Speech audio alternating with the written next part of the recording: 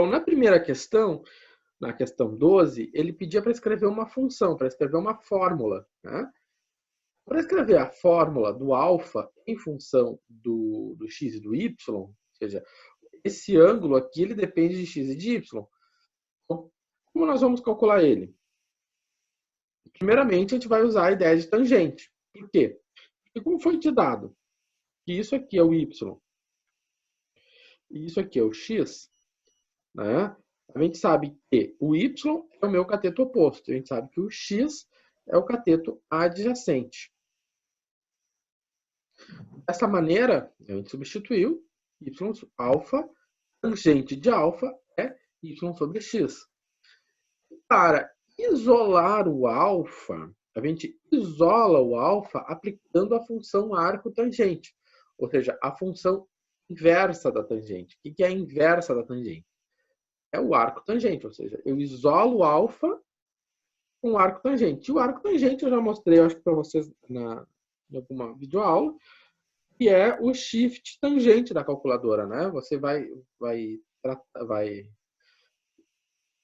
essa função aparece na calculadora com o shift tangente. No grau B a gente vai explorar ela um pouco mais, tá? No grau B a gente tem uma aula basicamente sobre a função arco tangente. Bom, então, aqui fechou. Então, quer dizer que o meu alfa, né, ou seja, o valor de alfa é dado pelo arco tangente de y sobre x. Ora, isso aqui é a questão 12. Vamos para a questão 13. Na questão 13, ele está fazendo uma suposição. Ele diz o seguinte, dx dt é constante, ou seja, não há crescimento. Então, zero. E do lado B, né, ou seja, o lado AB, ele cresce, né, ou seja, ele está crescendo aqui. Ó. Então, por exemplo, se eu vier para cá, se eu crescer isso aqui, o meu ângulo vai ser maior, tá? Ou seja, o meu alfa vai ser maior. Né? Há uma taxa de 0,8 centímetros por segundo. Suponha ainda que nesse instante, no instante igual a 5, o meu x é 20 e o meu y é 25. Ele quer saber, então, a taxa de crescimento do ângulo. Então tá. Ele quer saber isso aqui. Então, taxa de crescimento do ângulo, d alfa de t. O alfa depende de x e de y. Né? Então, aquela história, né? O alfa, ele depende do x, ele depende do y, né? Ou seja, ele depende de x, ele depende de y. E o x e o y, por sua vez, dependem do t. Então, alfa depende de x e o x depende do t. Alfa depende de y, y depende do t. Tá. Então tá. Dessa maneira, nós vamos ter o seguinte, x e y depende do t, e aí então, aplicando a ideia de derivada total, nós temos isto aqui. Bom, o alfa depende do x, então derivada de alfa em relação a x, e do x em relação ao t. Então, o x em relação ao t. Então, eu tenho isto e isto. Mas... Professor, tem como levantar um pouquinho? Aí, agora tem como você levantar só um pouquinho, não estou conseguindo ver? Levantar só um pouquinho, ó. É que para mim está ficando cortado, só aparece a parte de cima da equação. Ah, tá. Então vamos fazer o seguinte. Eu acho que na próxima slide já aparece. Deixa eu ver uma coisa. Melhorou? Não. Azar. Agora sim. Agora vai ver tudo. Sim. Tá. Então, a parte de então aqui. Então ele começou de alfa em relação a x, de x em relação a t. Então, o alfa de alfa em relação a x, de x em relação a t. Então eu fiz essa parte aqui. Agora, eu vou pegar a outra. A outra parte eu faço o alfa em relação a y e o y em relação a t. Então, sobrou isso aqui. Então, primeiro este caminho, depois este caminho. O caminho do x e o caminho do y. Tá. Beleza. Então, o que acontece? O dx dt é igual a zero. Se o dx dt é igual a zero, ele não precisa existir. Então, o meu alfa alfa dt é a derivada em relação a y vezes y dt. Ou seja, não preciso calcular a derivada de alfa em relação a x, porque o dx dt é zero. Já foi dito no começo. Né? Então, isso aí era o agente facilitador, né? Ou seja, eu só preciso calcular uma derivada parcial. Bom,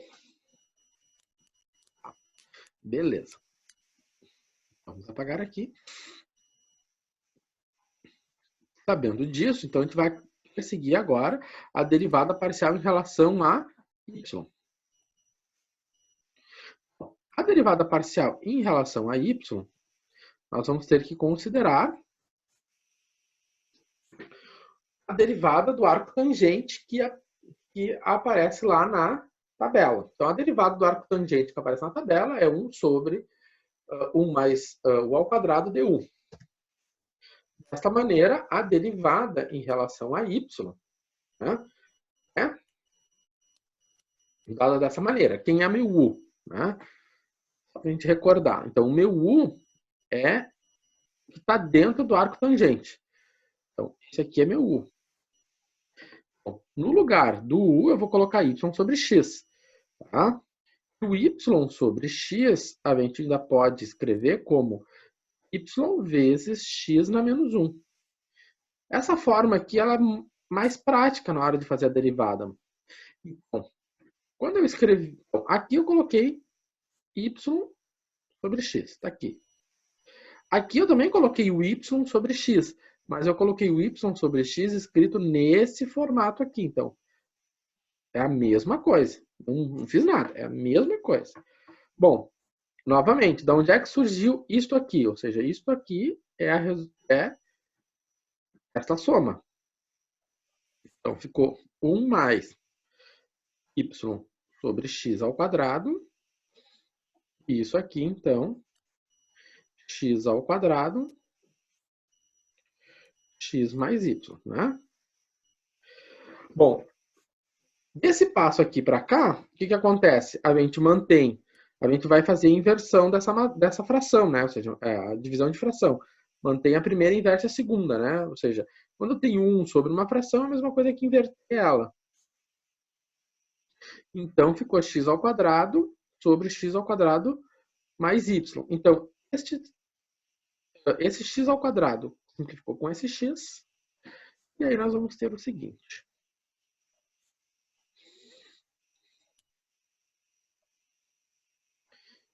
Vamos ter x sobre x ao quadrado mais y ao quadrado. Substituindo em 20 e 25, fazendo a continha, temos esse valor aqui. Beleza. Não precisa fazer a derivada em y, porque a gente viu que dx dt era zero. Então, não vamos perder tempo calculando a derivada em y. Tá. Agora, o que a gente faz? Agora, a gente junta as informações que nós temos, né?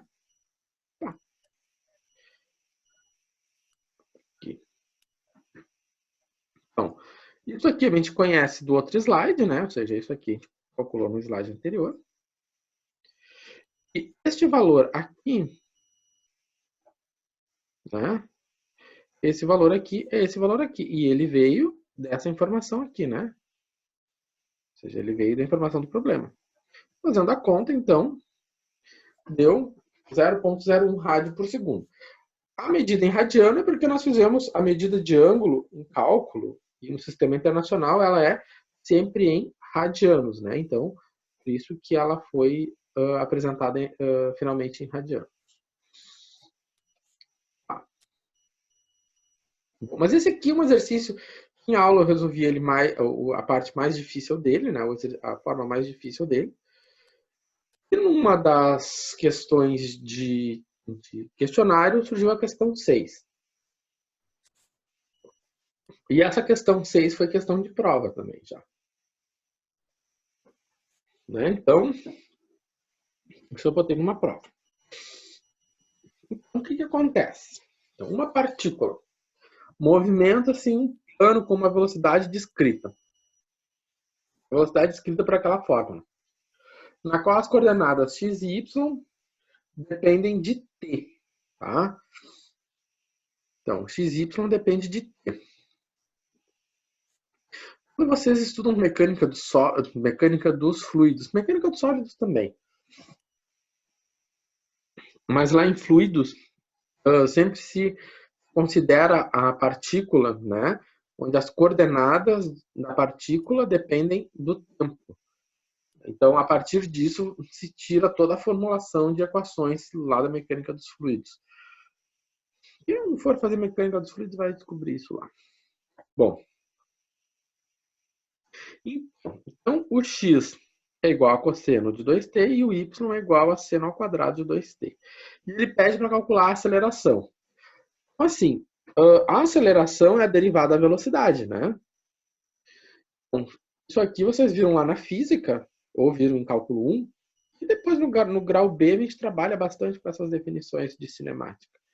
Mas, enfim, a aceleração é a derivada da velocidade. E ele pede a aceleração no tempo bissextos. O que é tempo bissexto? Você vai pegar o I e dividir por 6, ou seja, no tempo 0,52 segundos. Em vez de botar 0,52 segundos, eu escrevi bissextos. Tá? Então tá, beleza. Se a aceleração é a derivada da velocidade em relação ao tempo, né? Então vamos pensar o seguinte. Então, se a aceleração é a derivada da velocidade no tempo, né? Então a velocidade depende de x e a velocidade depende de y. E y e t dependem do tempo, certo? Então, dessa maneira se justifica essa expressão aqui, né? Ou seja, a velocidade depende do t, por sua vez depende do x. Então, vem a primeira parte aqui, né? Agora, eu vou pegar a velocidade depende do y, e o y depende do t, vem a segunda parte. Tá. Então, tá. Para isso, a primeira coisa que nós vamos calcular, né? Ou seja, ele parte isso aqui. Se x é igual a cosseno, y é igual a seno ao quadrado, vamos calcular a derivada em relação a x. Por que é importante a derivada em relação a x? Porque essa derivada vai encaixar aqui, né?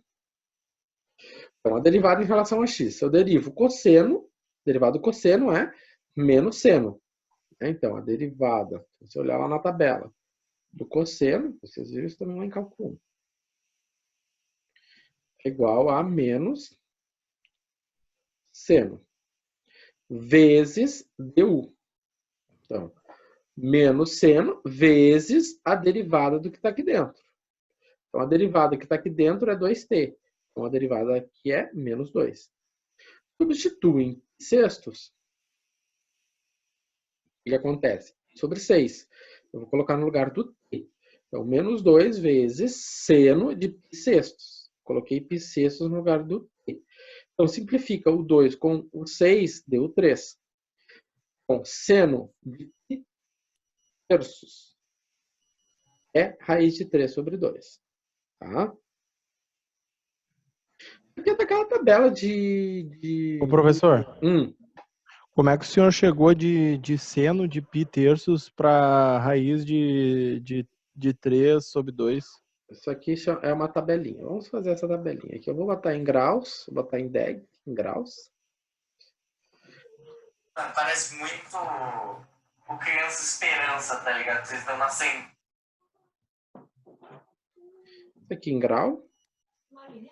Aqui eu vou colocar em radiano. Aí eu vou botar o seno, o cosseno e o cosseno. Então, em grau, 30 graus corresponde a π sextos em radianos. O seno de 30 é 1/2. Tabelado. O cosseno é raiz de 3 sobre 2. O de 45 graus é π quartos. O seno de π quartos, ou 45 graus, é raiz de 2 sobre 2. O cosseno é raiz de 2 sobre 2. Ah, e π sextos. Então, vamos lá. Π sextos. Ou melhor, π terços, 60 graus, né? Então, π terços. Então, π terços, né, 60 graus. Fiz o contrário aqui, né? O seno dele é raiz de 3 sobre 2. E o cosseno é 1/2. Isso aqui é tabelado, gente. Isso aqui é tabelado. Aqui a tabela básica aqui, a gente tem que ter ela bem presente pra gente. Tá? Então, isso aqui, a gente tem numa tabela básica. Se você não lembra da tabela, né, e acha importante a gente anotar isso, então isso aqui é em rad, isso aqui é em graus. Eu vou marcar o grau com a letra D, porque na calculadora o grau ele está indicado em cima com a letra D, né? Então é sempre bom a gente lembrar disso. Só para a gente fazer aqui um... Consigo mostrar. Então, para a minha calculadora aqui agora, alguém está enxergando, se eu conseguir mostrar direitinho, ela está com a letra... Mais para cima, um pouquinho mais para cima. Aqui, não sei se eu consegui mostrar direitinho, mas enfim. Ela tá com a letra D, esse Dzinho aqui, ó. Vou botar o D aqui. Ali é para ser um Dzinho, né? Esse Dzinho, né, indica que a minha calculadora tá em graus. Então, se eu botar seno de 60, ele vai dar este valor. Este valor é raiz de 3 sobre 2. Se eu botar, vamos botar aqui. Ô, professor. Mudei aqui. Ó, na hora que eu fiz essa mudança, ele está em R. Mudei aqui. Então, agora ficou seno de π terços. Ó, seno de π terços. Escrevi seno de π terços. Isso aqui está ao contrário. Dei o igual. Opa.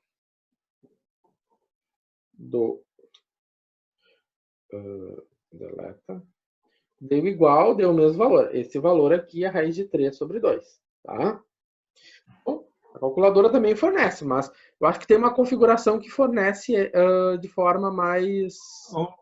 Professor, tá me ouvindo? Estou ouvindo. Professor, para quem usa calculadora científica, tem uma função ali na HP que tu tira uma aproximação, né? Aí, tirando a aproximação dela, ela te dá em raiz, te dá em fração e tudo aí. Tem esse detalhe. Esse detalhe eu não sei fazer. Né? Nessa calculadora Cássio que eu tenho, também dá para fazer isso. Mas eu não sei fazer isso nessa Cássio. Mas dá para fazer isso também. Isso eu sei que alguns alunos têm isso programado nas suas calculadoras também. Mas isso dá para fazer, isso é verdade. Tá? Ou copia a tabela. Bota lá no YouTube, né? Tabela ângulos notáveis. Erro. Bom, aí eu deixei uma revisão para vocês de trigonometria. Lá também tem um pouco disso. Vamos adiante. Então, eu descobri, fazendo a continha, o dx dt é esse valor aqui. Dx dt é esse valor aqui. Agora vamos para o próximo. Resolvido o dx dt. Eu quero dizer aqui. Agora eu vou calcular a derivada em relação a y. A derivada em relação a y é um trabalhinho mais exaustivo, né? Vamos ver o que acontece. Bom, vou botar outra coisa aqui. Então, aqui eu tenho seno ao quadrado, né? Seno ao quadrado indica que eu tenho o seguinte. Então, vamos lá. A primeira coisa que a gente vai fazer é a derivada do u na e, o u ao quadrado. O que é o u ao quadrado? É p u na p menos 1 vezes a derivada de u. Então, o p é esse aqui, né? Ou seja, esse 2 aqui. Seno de 2 menos 1, 1. Então, está aqui a primeira parte, né? O p, u na p menos 1. Isto aqui tudo corresponde agora à derivada de u. Quem era o U nessa questão? O meu U nessa questão, esse U que está aqui, era o seno de 2t. Desta maneira, a derivada de seno de 2t é cosseno de 2t. Então, a derivada de cosseno de 2t vezes 2, porque eu tenho que fazer a derivada do que está dentro. Eu primeiro derivei o quadrado, depois derivei o seno e, por fim, derivei o que está aqui dentro. Tá? Regra da cadeia. Vocês viram isso também lá em cálculo 1. Na verdade, lá vocês viram isso, né? Aqui a gente só está revisando. Bom, então, aconteceu isso, né? Então, eu fiz a derivada agora. Primeiro eu fiz a derivada da potência, depois eu fiz a derivada do seno de 2t. A derivada do seno de 2t é cosseno de 2t vezes 2. Então, 2 vezes 2 dá 4. Seno de 2t vezes cosseno de 2t, não dá para fazer nada. Substitui em π sextos, né? Bota no lugar do t π sextos, no lugar do t π sextos, cosseno de π terços, cosseno de π terços. Faço substituição da tabela. Então, 2 vezes 2, 4. Simplifica sobre esse valor. Então, descobrimos que este valor aqui corresponde a isso aqui. Tá, beleza. Então, descobrimos quanto é dy dt. Bom, agora vamos adiante. Então, resolvemos parte do nosso problema. No caso aqui, a parte mais difícil é essa. Então, resolvemos esse aqui. Agora vamos para as derivadas em relação a x e y. Aqui não botei efeito. Não botei efeito. Então tá. Então tá. Se eu for calcular o x, calcular o y, eu vou substituir. O x é cosseno e o y é seno, em sextos, né? O que acontece? Substituo, né? Ou então que em π sextos o x está em 1 meio, em π sextos o y está em 3 quartos. Né? Então, nesse ponto aqui, ou seja, eu estou calculando, se eu estou num plano cartesiano, né? Então, o meu x está em 1 meio e o meu y, se eu conseguisse fazer uma reta bem bonita, mas não vai dar. Não é torta. Começa, mas não dá. O meu y está em 3 quartos. Então, aqui está meu ponto. Aqui está minha partícula, nesse pontinho aqui, né? Ou seja, 3 quartos. Então, nesse ponto aqui, acontecem no instante π sextos. Bom, então, sabemos o quanto vale o x, quanto vale o y. Agora, vou calcular a derivada. A derivada em relação a x é 2x, né? Substituir x e y, dá 1. Derivada em relação a y, né? Olha o Ctrl+C, Ctrl+V do prof. Dá 3 meios. Certo? Bom, então tá.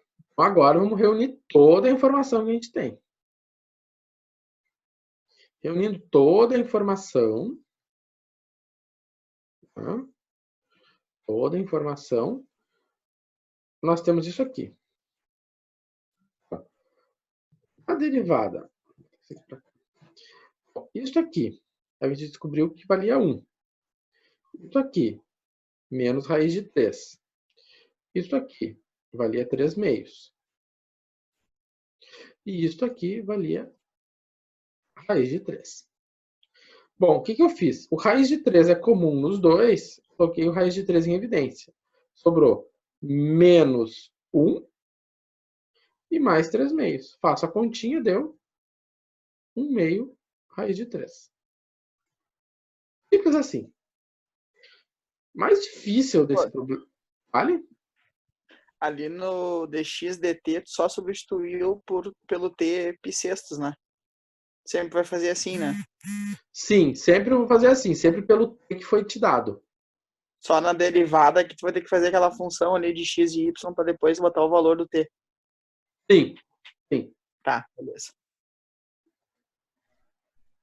Tá, beleza. Então, Esse aqui, acho que aqui não tem mais nada nesse slide. Certo? Então, feito o slide. Vamos ver o próximo. Bom. No questionário 6, nós temos essa situação aqui. Bom, temos essa função z, né? Determine a taxa de variação da função no ponto A na direção do ponto B. Então, eu tenho, o que acontece? Eu tenho a função, eu tenho o ponto A, 1 e 4, 1 e 4, aqui meu ponto A, e meu ponto B, 2 e 5. Então, ele parte, ou seja, ele está no ponto A. Ou seja, eu estou no ponto A, mas eu vou partir em direção ao ponto B. Ou seja, o meu vetor é esse aqui. Ele vai de A para B. Né? Então, essa é a primeiro fato importante que a gente tem que tirar desse enunciado. Então, ele é um vetor, ele está no ponto A, mas ele vai na direção do ponto B. Tá? Então, quem é o vetor AB? Assim, aqui é um intervalo, aqui é uma pausa. Então, tá? Nós queremos calcular a derivada direcional, né? Queremos calcular a derivada direcional. Bom, queremos calcular a derivada direcional na direção de AB, né? Nesse ponto. Então, a primeira coisa que tem que ser feita é quem é o AB. Então, é o vetor que sai de B até A. Certo? Então, o B é 2 e 5. E o A é 1 e 4. Dessa maneira, 2 menos 1 é 1. E 5 menos 4 é 1. Eu vou calcular. O módulo de AB é a raiz de 2.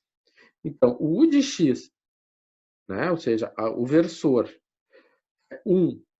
Esse 1 aqui, né? Pega aqui. É esse 1 que está aqui. Esse 1 que está aqui sobre a raiz de 2. E esse 1 que está aqui sobre a raiz de 2. Então, agora a gente já tem boa parte da informação. Ou seja, eu tenho isso aqui e eu tenho isso aqui. Beleza.